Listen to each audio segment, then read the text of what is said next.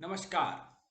कर नीति 366 ये पार्ट में हम देखेंगे 15 इंपॉर्टेंट जीएसटी की बातें जो इनकम टैक्स ऑडिट करते वक्त हमको ध्यान में रखनी चाहिए। तो बहुत ही इंपॉर्टेंट ये आज का अपना टॉपिक है। फिलहाल 31 दिसंबर 2020 ये पास में आ रही है। तो कोरोना के अंदर जो भी ड्यू डेट्स के रिलीफ दिए गए थे वो अब सारे अप्रोच हो रहे हैं। तो टैक्स ऑडिट इनकम टैक्स के अंडर वो भी असेसमेंट ईयर 2021 का हमको कंप्लीट करना है। साथ साथ में इंडिविजुअल रिटर्न्स जिनको ऑडिट एप्लीकेबल नहीं है उनके भी फाइल करने हैं। फिर जीएसटी ऑडिट और एनुअल रिटर्न फाइनेंशियल ईयर 18-19 का वो भी अभी हमको फाइल करना है। तो बहुत ध्यान रखना पड़ेगा आगे हमको अब कि जीएसटी का डेटा और इनकम टैक्स का डेटा कैसे हम मैच कर रहे हैं। तो अगला सवाल है अपना कि ये जो 15 बातें हैं वो कौन सी है जो हमको इनकम टैक्स ऑडिट करते वक्त ध्यान में रखनी है जो जीएसटी के संबंधित है। तो चलो दोस्तों शुरू करते हैं अपना फटाफट एक एक एनालिसिस। ये है फॉर्म 3CD जो इनकम टैक्स का टैक्स ऑडिट का फॉर्मेट है। तो पहली बात है वो है यहां पर हमको फीड करना पड़ता है 3CD के अंदर whether the assessee is liable for indirect tax like excise duty, service tax, GST और उसके नंबर्स हमको यहाँ देने हैं। तो मल्टी स्टेट अगर कोई अपना असेसी है तो सारे जीएसटी नंबर्स हमको उनको मेंशन करने हैं। तो जीएसटी नंबर यहाँ पर प्रॉपरली हमने देना चाहिए। फिर आते हैं सेकंड नंबर की बात, वो है nature of business and profession जो हम टैक्स ऑडिट रिपोर्ट में यहाँ रिपोर्ट कर रहे हैं। अगर कोई चेंज आ रहा है तो वो चेंज हमने जीएसटी रजिस्ट्रेशन में भी किया है या नहीं किया है, ये ध्यान में देना बहुत जरूरी है। फिर आते हैं हम तीसरी बात के ऊपर, वो है हमारा आईसीडीएस। इनकम टैक्स के अंदर इनकम डिस्क्लोजर स्टैंडर्ड्स है। तो वहां पर वैल्यूएशन ऑफ इन्वेंट्रीज का डिस्क्लोजर यहाँ देते हैं। तो जो भी ऑडिटर यहां पर डिस्क्लोजर देता होगा जिसके अंदर सेक्शन 145A के हिसाब से जो भी जीएसटी का क्रेडिट मिला है वो परचेजेस में ऐड करते हैं, सेल्स के अंदर जीएसटी का कलेक्शन ऐड करते हैं, उसका नेट ऑफ करते हैं। ओवरऑल इफेक्ट इसका नील आना चाहिए ये एडजस्टमेंट का। तो वो अगर वर्किंग यहाँ जोड़ी जाती है तो बड़े ध्यान से हमको जीएसटी कलेक्शन और आईटीसी टैली करना चाहिए। फिर आते हैं हम 4 नंबर वाली पॉइंट के ऊपर, ये है बिल्डर्स एंड डेवलपर्स के केस में जहां पर जो सेल डीड हुई है या जो भी रेवेन्यू रिकॉग्निशन इनकम टैक्स में हो रहा है वहां पर गवर्नमेंट स्टैंप वैल्यू के हिसाब से सेक्शन 43 CA के हिसाब से हमको लेना पड़ता है टर्नओवर। मान लो कोई फ्लैट 45 लाख रुपए का है और उसकी गवर्नमेंट वैल्यू 50 लाख की है और उसको 45 में बेचा है तो 50 लाख के हिसाब से उसका रेवेन्यू रिकॉग्नाइज होता है जैसे सेक्शन 50C में भी हम देखते हैं। पर जीएसटी के अंदर गवर्नमेंट वैल्यूएशन का ज्यादा कोई संबंध रहता नहीं है, वहां पर तो ट्रांजैक्शन वैल्यू के ऊपर जीएसटी लगता है। तो वो थोड़ा ध्यान हमको यहाँ पर रखना चाहिए in case of builders and developers. फिर पांचवा पॉइंट है डेप्रिसिएशन का। इनकम टैक्स के अंदर डेप्रिसिएशन हम ले रहे हैं तो अगर हम डेप्रिसिएशन ले रहे हैं तो उस फिक्स असेट्स के कॉस्ट के अंदर आईटीसी नहीं लेना चाहिए। जैसे प्लांट एंड मशीनरी के ऊपर डेप्रिसिएशन निकालते वक्त अगर एडिशन हुई है तो उसमें अगर आईटीसी का क्रेडिट हमने लिया है जीएसटी का तो वो नहीं होगा। इसका मतलब ये हुआ कि no ITC if depreciation is taken and vice versa, अगर आईटीसी लिया है तो उसके ऊपर डेप्रिसिएशन नहीं मिलेगा। फिर छठा पॉइंट जो हमको ध्यान में रखना है इनकम टैक्स का ऑडिट करते वक्त वो है पर्सनल एक्सपेंडिचर क्लॉज नंबर 22 के अंदर। यहां पर अगर हम कोई फिगर देते हैं कि ये पर्सनल एक्सपेंडिचर हुआ है तो सेक्शन 17(5) में ब्लॉक क्रेडिट के अंदर इसका आईटीसी भी डिसअलाउ जीएसटी में होगा। तो ये थोड़ा ध्यान में रखना चाहिए। फिर सातवां पॉइंट हम ले रहे हैं कि अगर कोई नॉन रेसिडेंट को पेमेंट करते हैं तो उसके ऊपर टीडीएस काटा है कि नहीं काटा है ये इनकम टैक्स में मालूमात देनी है।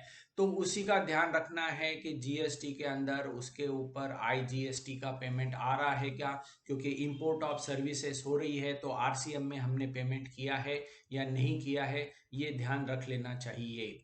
फिर हम आगे देखेंगे 8वें नंबर का पॉइंट, वो है particulars of payment made to person specified under 48(2)(b) यानी रिलेटेड पार्टीज के साथ में जो ट्रांजैक्शन हो रही है उसकी रिपोर्टिंग हम यहाँ करते हैं।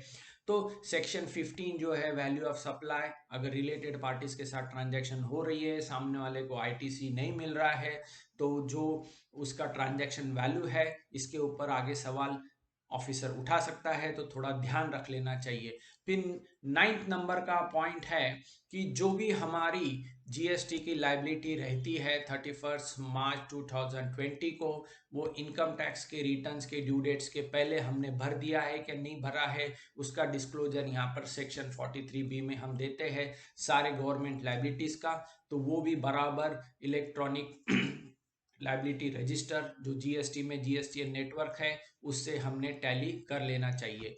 फिर 10th नंबर का बड़ा इंपॉर्टेंट पॉइंट है, यह है क्लॉज नंबर 27। यहाँ पर वैल्यू एडेड टैक्स इनवैट के डिटेल्स हमको देने हैं, आउटस्टैंडिंग यूटिलाइजेशन पर। बड़ी कमाल की बात यह है कि जीएसटी का आईटीसी का रेफरेंस यहाँ नहीं है, तो ये क्लॉज में इंफॉर्मेशन हम नहीं देते हैं और इसको हमको नीचे रेफर करना है क्लॉज नंबर 44 के ऊपर।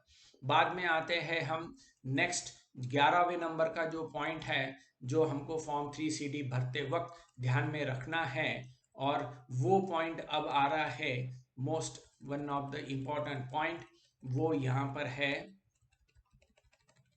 11th नंबर का पॉइंट जो हमको ध्यान में रखना है, वो है कि कोई एक्साइज का ऑडिट हुआ है क्या, कोई सर्विस टैक्स का ऑडिट हुआ है, तो उसकी इंफॉर्मेशन हमको यहाँ देनी है कि कोई लाइबिलिटी आ रही है, कोई डिमांड पे हुआ है, डिसक्वालिफिकेशन है, डिसएग्रीमेंट में है, तो ये हमको ध्यान में देना है इनकम टैक्स के ऑडिट के अंदर।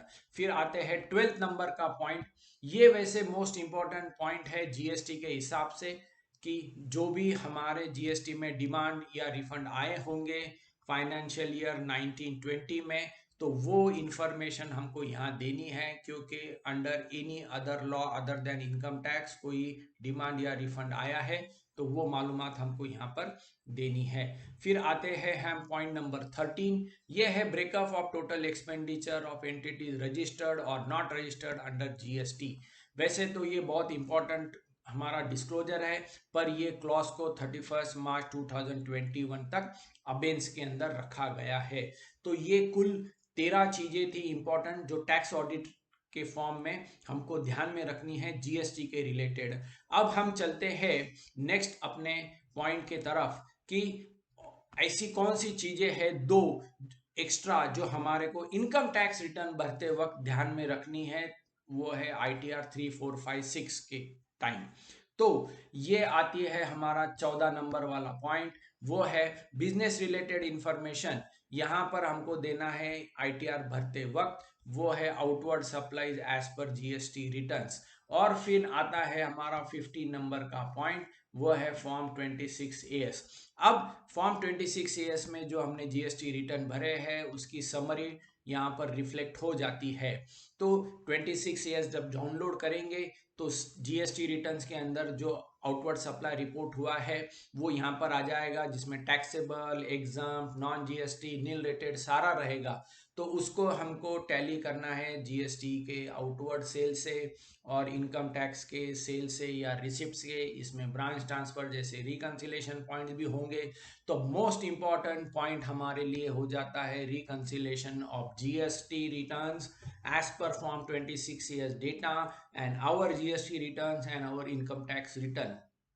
तो अब इसमें से आखिरी में सब लोगों ने क्या लर्निंग लेनी चाहिए, क्या बोध लेना चाहिए, कि इंफॉर्मेशन टेक्नोलॉजी का बड़ा दायरा बढ़ते जा रहा है, जीएसटी और इनकम टैक्स डिपार्टमेंट ये डेटा शेयर कर रहे हैं, तो आगे फ्यूचर में जो भी इनकम टैक्स में डेटा जाएगा, जीएसटी में डेटा जाएगा, इसके डिफरेंसेस के नोटिसेस आएंगे।